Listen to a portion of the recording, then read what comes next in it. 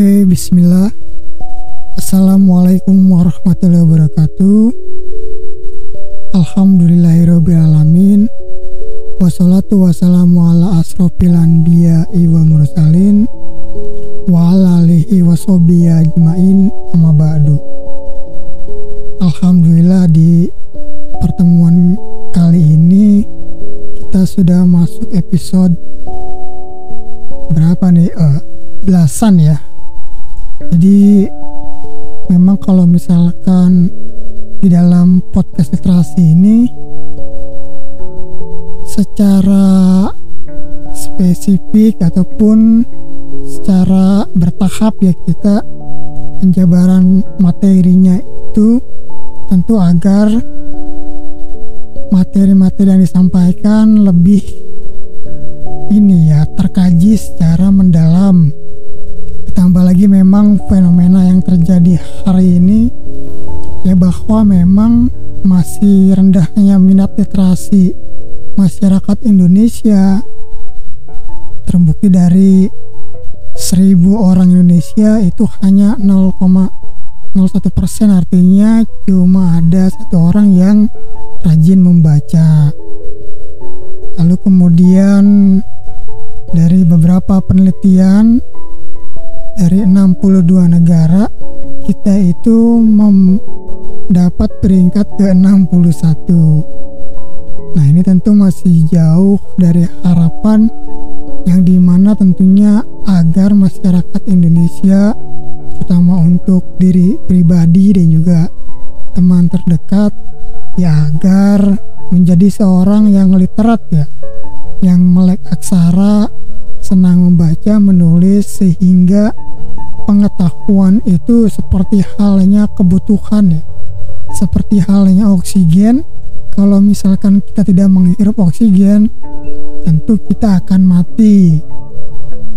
Nah, kalau misalkan kita tidak rajin membaca, mendengar, mempelajari akan segala suatu hal yang memang berdampak baik bagi diri kita, maka kita akan tertinggal ya, baik secara individu maupun secara kehidupan berbangsa bernegara.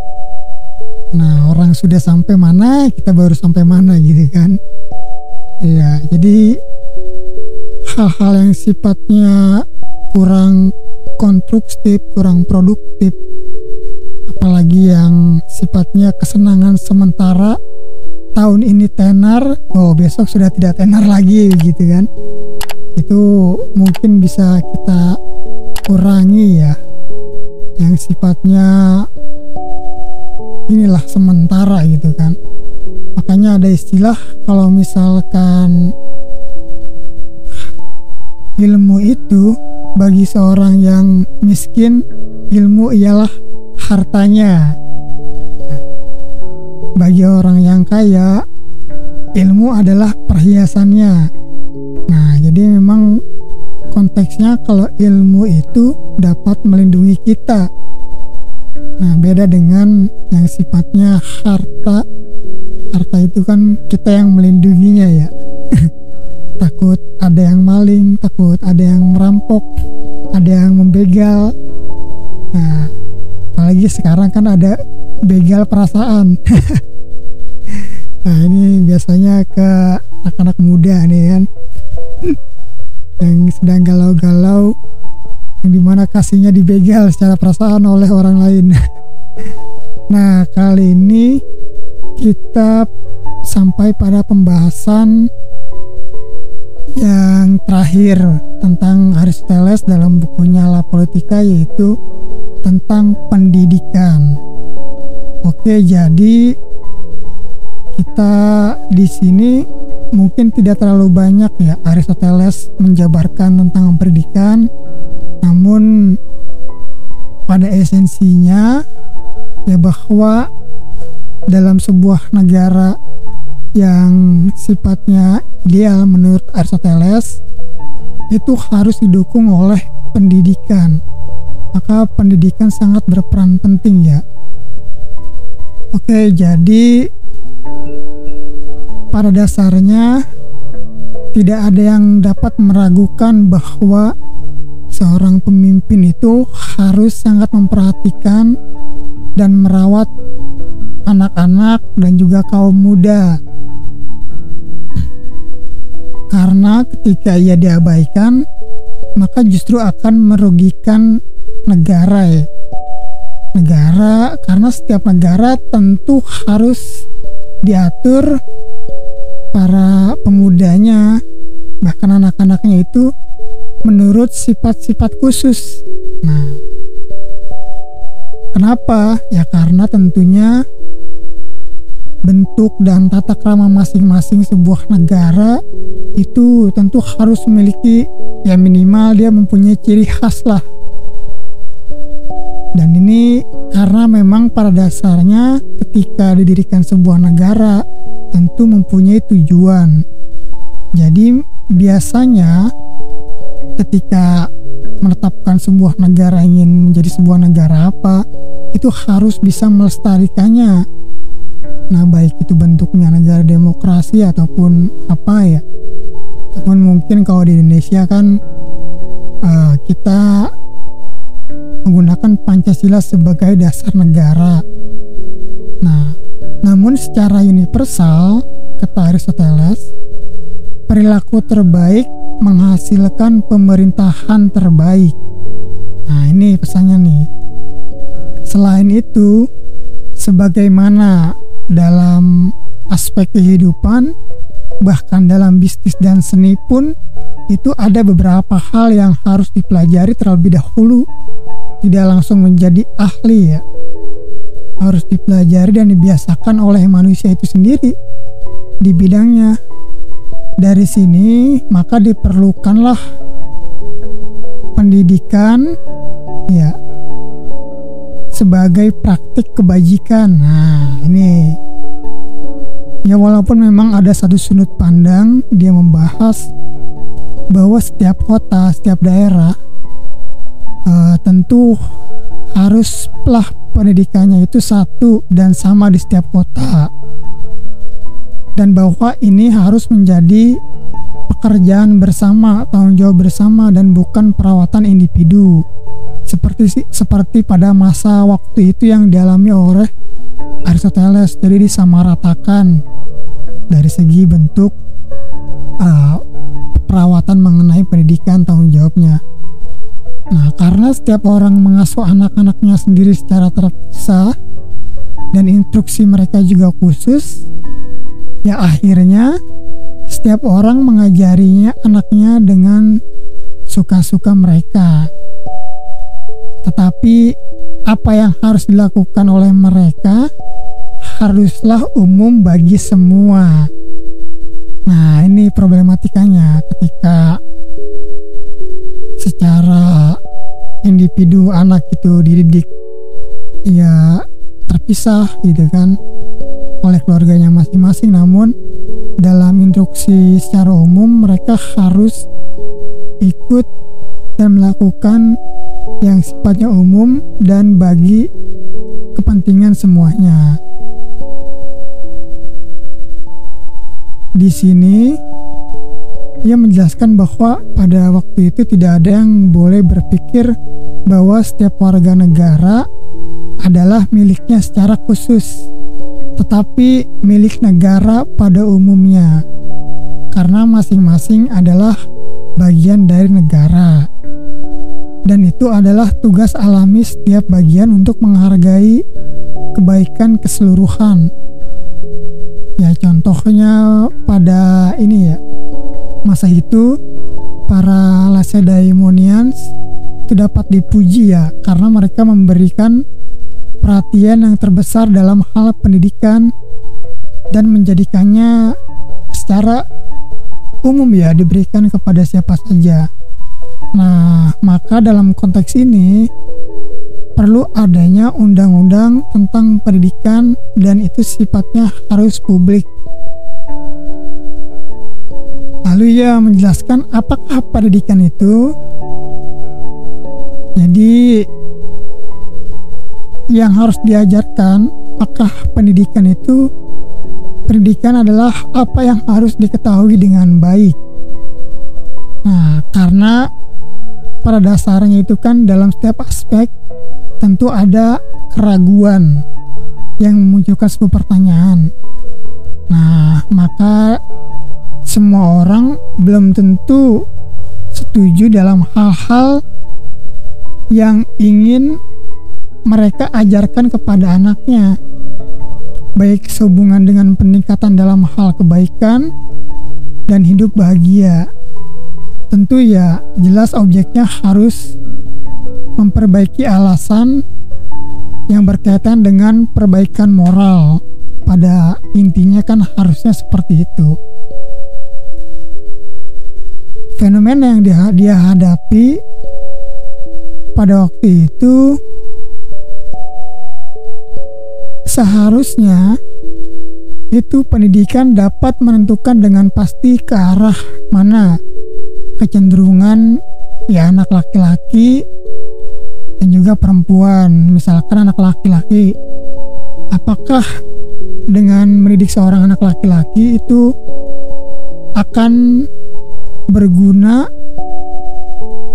baginya dalam hidup, ataukah cenderung melupakan esensi dari kebaikan ya, karena pada waktu itu memang terutama anak laki-laki ya, yang dididik itu fisiknya, keberaniannya. Nah, tentu hal itu memiliki pembelanya masing-masing. Nah, mengenai kebaikan, ia melihat bahwa tidak ada yang khusus dan mereka setujui, disepakati. Nah, karena mereka memandang bahwa semua kebaikan itu secara setara ya, jadi sifatnya relatif. Maka ya karena relatif inilah bahwa perlu diajarkan kepada semuanya juga gitu kan, tentang apa yang seseorang itu perlu pelajari dan apa yang seseorang itu dapatkan namun tidak didapatkan ataupun tidak perlu oleh orang lain. Seperti itu. Jadi pada dasarnya ia memaparkan secara konsep awal bahwa secara universal itu perilaku terbaik menghasilkan pemerintahan terbaik. Lalu kemudian pendidikan itu harus menjadi tanggung jawab bersama. Nah, bukan menjadi tanggung jawab individu, misalkan di sekolah saja ataupun di rumah saja. Ya, ketika ia terjun ke lingkungan masyarakat, ia bermain, bergaul, bertata krama itu secara bebas tanpa moral. Nah, ini akhirnya tidak sinkron. Maka harus mempunyai tanggung jawab semuanya. Lalu apa yang perlu diajarkan kepada semua itu ada yang sifatnya memang ini ya, ada yang perlu harus diajarkan kepada semua, tetapi ada juga yang perlu untuk seseorang namun tidak perlu untuk semua. Jadi sifatnya pendidikan, pengajaran yang diberikan itu ya sesuai dengan potensi, kompetensi yang dimiliki anak tersebut dalam perkembangannya ya, secara perkembangan untuk kedepannya. Nah, maka dari itulah ada yang sifatnya perlu untuk diajarkan kepada seorang namun secara umum tidak perlu. Nah, dalam hal ini kan memang ada pengklasifikasian, misalkan saja ada anak yang terdidik namun tidak terampil, ada anak yang terampil namun tidak terdidik, bahkan ada orang yang tidak terdidik dan tidak terampil. Nah, yang paling hebat adalah orang yang terdidik dan terampil. Nah, itu jadi sesuai dengan porsinya. Kalau misalkan kekurangannya dalam hal keterampilan, maka perlu dibimbing keterampilannya. Seperti itu. Nah, lebih lanjut, jadi pada dasarnya ada 4 hal yang bisa diajarkan kepada anak-anak nih. dalam hal pengajaran kepada anak-anak. Yang pertama itu adalah membaca. Nah, di sini dalam hal membaca dan melukis, keduanya itu untuk penggunaan tunggal dalam hidup. Lalu ada juga ini ya, musik dan juga senam. Kalau misalkan senam ataupun olahraga itu kan biasanya penghasil dari kebugaran tubuh, kesehatan, perkembangan fisik dan keberanian. Fenomena yang terjadi mengenai musik nih kan, pro kontra musik. Jadi pro kontra musik itu bukan hanya terjadi di masa kita sekarang ini, namun jauh di masa dulu ya, pada masa Aristoteles. Mengenai musik, kata Aristoteles, beberapa orang mungkin ragu karena kebanyakan orang sekarang menggunakannya untuk kesenangan. Tetapi mereka yang awalnya menjadikannya bagian dari pendidikan melakukannya karena seperti yang dikatakan, alam mengharuskan kita tidak hanya dipekerjakan dengan benar, tetapi untuk dapat menikmati waktu luar dan waktu luang dengan terhormat. Ini mengulangi apa yang telah saya katakan adalah yang terpenting, namun meskipun kerja dan istirahat diperlukan, ternyata yang terakhir itu lebih disukai. Nah, yang terakhir itu kan istirahat ya. Orang lebih senang istirahat mulu daripada yang pertama, yaitu bekerja. Dan dengan segala cara kita harus mempelajari apa yang harus kita lakukan saat istirahat.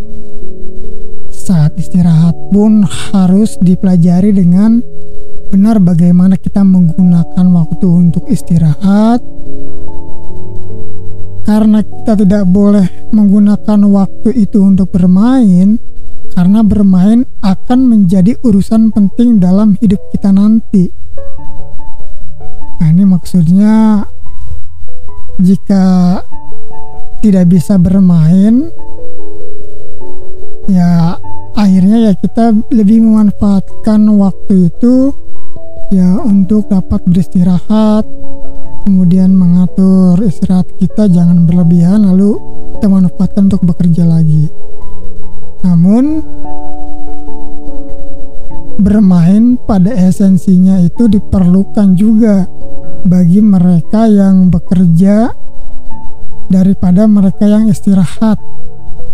Nah, jadi bagi orang-orang pekerja itu ya bermain itu ya diperlukan untuk refreshing ya, dibandingkan istirahat yang terlalu banyak.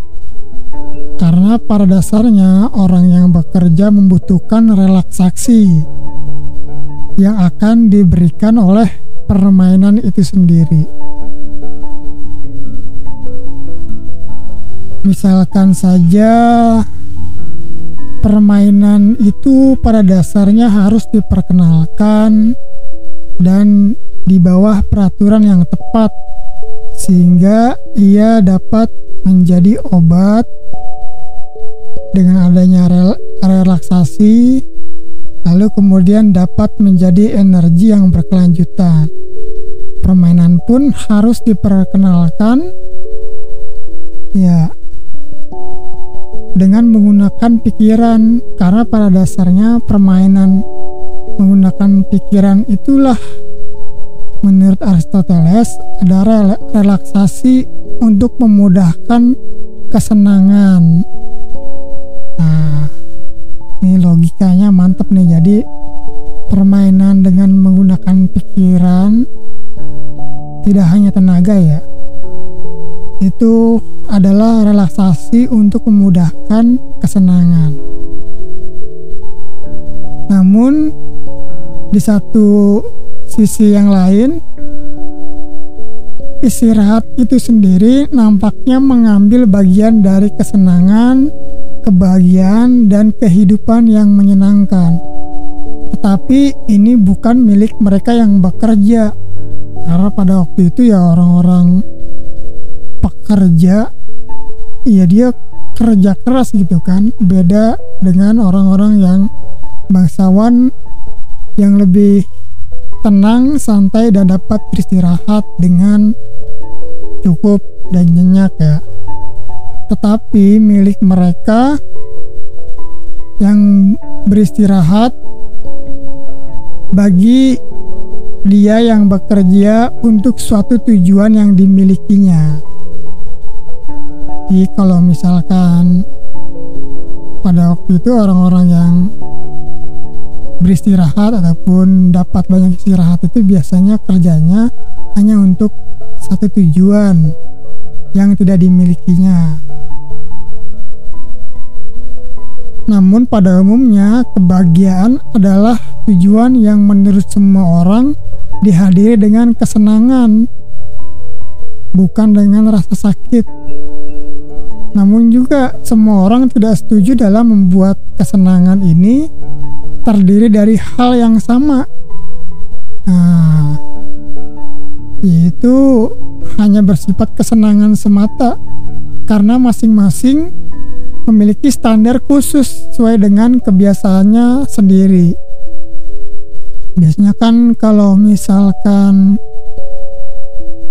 pria zaman dulu itu ketika dia mengalami rasa sakit akibat pertarungan, olahraga yang keras, itu pola fisik yang keras, dan itu merupakan kesenangan juga bagi dirinya karena standarnya beda. Padahal itu ada rasa sakit terhadap tubuhnya gitu kan, fisiknya. Nah, ini kesenangan yang muncul dari tindakan yang mulia pada waktu itu. Misalkan mereka ini ya mempertahankan kekuasaannya seperti itu. Namun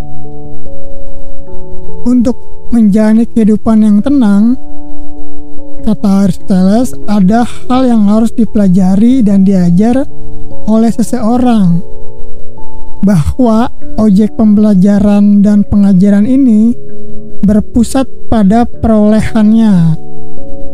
Nah, jadi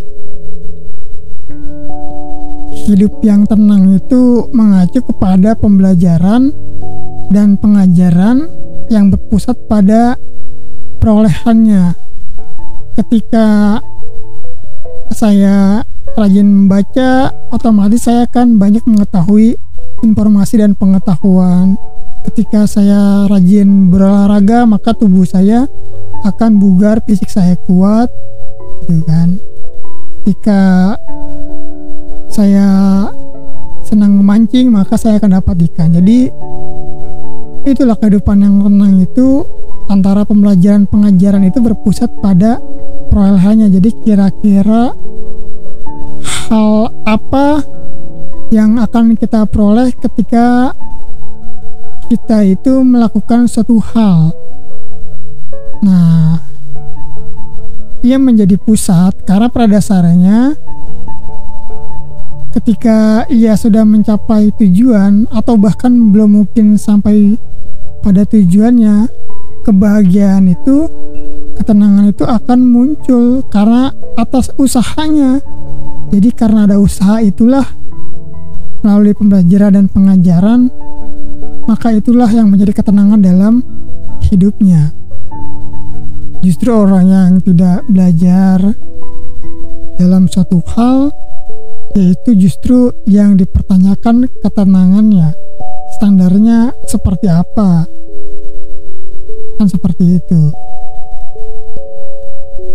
Pasti berujung pada rasa kebosanan kalau misalkan tiada usaha ya. Oke, jadi pada dasarnya pembelajaran dan instruksi yang diberikan untuk kerja itu memiliki objeknya masing-masing. Untuk alasan itulah orang dahulu itu menjadikan musik ini sudah sampai ke musik sebagai bagian dari pendidikan. bukan sebagai hal yang sifatnya perlu ya. Karena pada dasarnya ya musik itu bukan sesuatu yang berguna dalam hal seperti halnya ini ya, praktik ataupun keterampilan yang sifatnya wujud itu kan dalam kehidupan. Namun di sini lebih kepada sesuatu yang berguna, misalkan saja belajar membaca, terus kemudian ia dapat hidup bersama, mengatur keluarga, atau mempelajari sesuatu yang berguna dalam kehidupan masyarakat. Nah, itu melalui medianya, melalui metodenya dengan musik. Lukisan juga nampaknya berguna untuk memungkinkan seseorang menilai kehidupan ini ya, yang lebih akurat. Nah, karena produk seni yang baik itu tentu akan dilihat oleh orang bahwa hasil seni itu ialah baik, halus, indah. Nah, jadi bagaimana mungkin seorang hakim itu ia bisa membedakan mana yang buruk yang baik jika ia tidak tahu keindahan daripada seni itu sendiri secara objektivitas. Jadi pada dasarnya seni itu untuk melatih ini juga ya, kehalusan, keindahan, kepekaan, moralitas juga dalam manusia itu sendiri. Maksudnya seperti itu.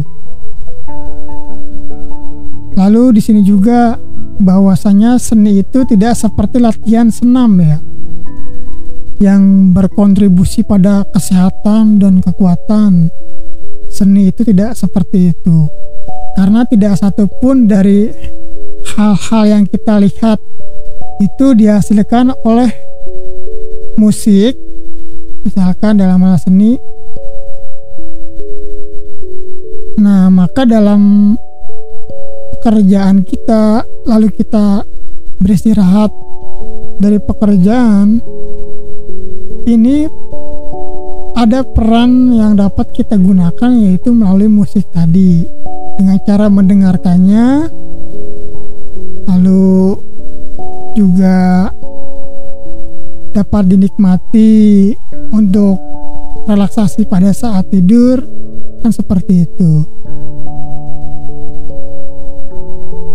Ia memberikan gambaran bagaimana pada saat Homer bernyanyi, ketika waktu ini ya, Homer bernyanyi itu dia menggambarkan bagaimana kondisi pesta terjadi dengan meriahnya. Tentu ini merupakan suatu pembangkit semangat, konteks nyanyinya seperti itu. Nah, kata Aristoteles, jadi jelas bahwa ada pendidikan tertentu di mana seorang anak dapat diajar ataupun seperlunya, tetapi ada yang sifatnya itu ia harus diajarkan berbagai hal, karena memang mungkin dari segi pendidikan dan keterampilan itu ya kurang ya.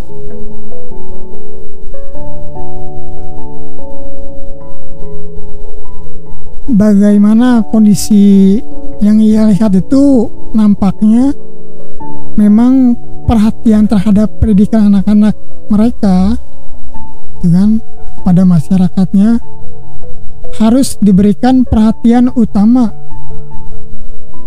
Nah, kenapa? Karena pada dasarnya memang misalkan saja membaca dan menulis itu sangat perlu, karena kedua hal tersebut akan dipadukan lagi dengan pengetahuan yang baru. Nah, ya kalau misalkan kita mengajarkan lirik lagu, itu tentu seorang anak ya harus mampu membaca teksnya, kan seperti itu. Lalu kemudian aturan-aturan dalam hal olahraga itu pun diterapkan, dan anak itu harus tahu secara teks dan dapat membacanya aturan-aturan olahraga. Bahkan dalam permainan Jadi harus mampu membaca teks agar membantunya dalam mendapatkan pengetahuan yang baru. Sehingga ketika ini berhasil dipadukan, ya contohnya saja ketika dipadukan dengan olahraga, maka anak-anak itu akan tahu aturan dan kebiasaan olahraga atletik yang berguna untuk pembentukan mental serta tubuh dirinya, kan seperti itu. Lalu melukis pun dimasukkan dalam pendidikan, ya tentu agar sang anak dapat memahami keindahan wujud manusia dan alam secara ini ya, misalkan otak kanan gitu kan, dia mampu menangkap keindahan daripada alam semesta ini, kemudian wujud manusia. Nah, yang dimana ketika ia sudah tahu itu, tentu akan membentuk perasaan, kehalusan budi pekertinya, moralitasnya menjadi manusia yang lebih baik. Lalu dalam hal musik, walaupun memang awalnya orang meragukan, namun di sini Aristoteles memberikan gambaran bahwa dari irama musik itu dan melodinya, sebenarnya musik mampu mempengaruhi jiwa dan perasaan manusia yang mendengarkannya. Musik dapat mengubah hati seseorang yang sedih menjadi senang, atau mungkin yang senang menjadi sedih. Nah, tapi kalau dalam kondisi sedih, dengerin lagu sedih, ya udah galau. Nah, itu biasanya kan kalau misalkan sedang berpisah dengan kasihnya, ya waduh, nyari lagu yang sedih, repot dah itu. Itu ada di kalian ya. Kata Aristoteles, jenis musik-musik yang dapat diklasifikasikan untuk pengajaran anak-anak itu seperti halnya model musik Lydian, yaitu musik yang lembut, sangat cocok untuk anak-anak dalam pembentukan budi pekertinya, cara dia berbicara, kemudian sikapnya, sehingga terbentuk secara mendasar bahwa memang pada dasarnya pembentukan karakter yang baik, moral yang baik gitu ada sejak anak-anak. Nah, jadi ketika ia sudah mempunyai perspektif dan juga moralitas otonom dalam dirinya, tentu ketika ia mengembangkan keterampilan fisiknya itu bukan sebagai sebuah kekuatan ya, sebuah kekuatan yang dipamerkan terutama untuk gini ya, anak laki-laki gitu kan, namun justru ya sebagai bentuk wujud ini ya, bersyukur terhadap tubuhnya yang dengan sendirinya ia mampu mengelola kesehatannya, terus idealnya, kebugarannya.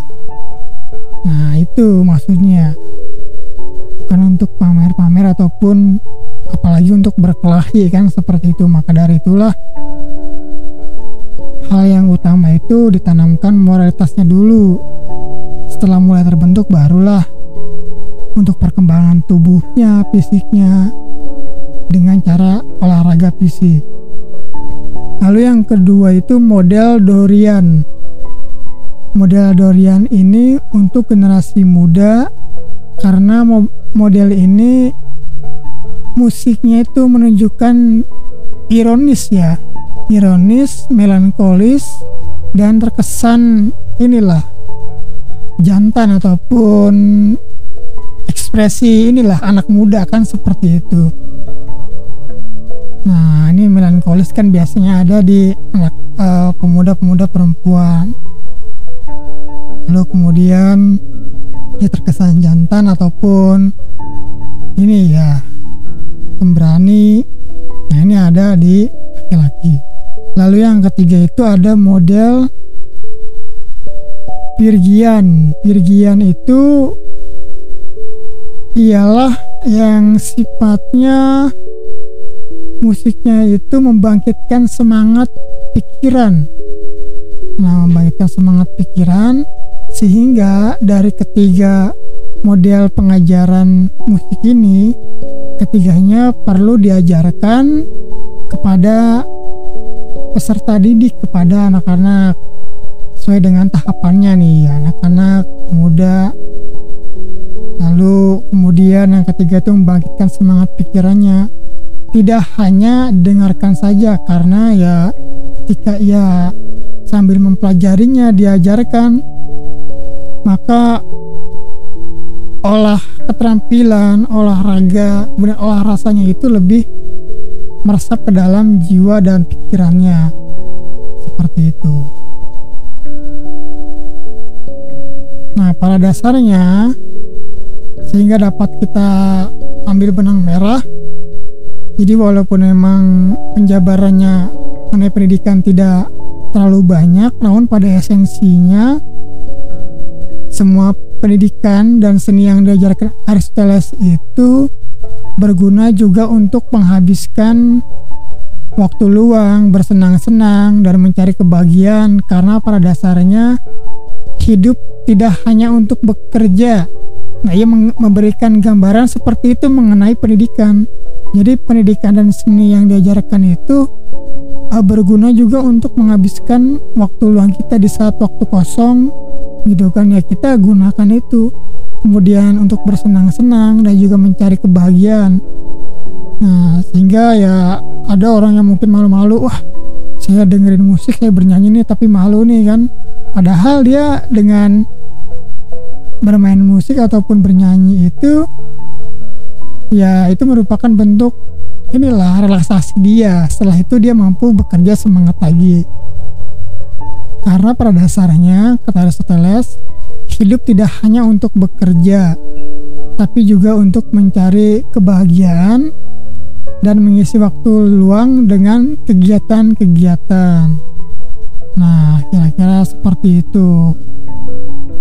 Lalu akhirnya dapat kita simpulkan bahwa pengajaran dalam konteks ini ya melalui membaca, senam, melukis, musik, ya pada esensinya ia mempunyai tujuannya masing-masing dalam pembentukan karakteristik manusia serta pendidikan yang sifatnya humanis ya, melalui ya dengan cara bermain, bersenang, terus kemudian kebahagiaan, relaksasi, yaitu pada dasarnya hal yang memang dibutuhkan oleh manusia dan sifat itu ada dalam manusia itu sendiri, maka tidak menghilangkan sifat yang dimiliki manusia itu sendiri dalam proses pendidikan. Namun pada esensinya sesuai dengan apa yang menjadi tujuan awalnya ialah bahwa perilaku terbaik dari hasil pendidikan itu tentu akan menghasilkan pemerintahan yang baik, warga negara yang baik, dan ini menjadi tanggung jawab bersama. Nah, sehingga dalam perkembangannya untuk mendapatkan pengetahuan yang baru, akhirnya kembali kepada tujuan awal dasar konsepnya itu, yaitu adalah apa yang dapat diketahui dengan baik dan apa yang diajarkan itu berguna, kan seperti itu.